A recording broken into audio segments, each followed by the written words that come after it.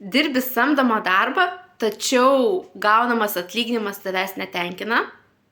Augini vaikučius namuose, esi motinystės atostogose, tačiau išmokos yra juokingos ir sunku prisidėti prie šeimos biudžeto. O gal esi studentė ir gauni nepakankamai didelę stipendiją, kuri patenkintų tavo poreikius. Vis dažnai galvoju, reikia susirasti papildomas pajamas.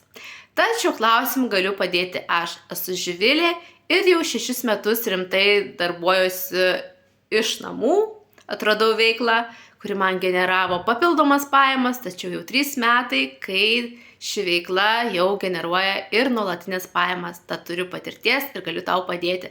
Tad komentarę parašyk, domina papildoma veikla ir aš su tavim susisieksiu, atsiųsiu veiklos pristatymą.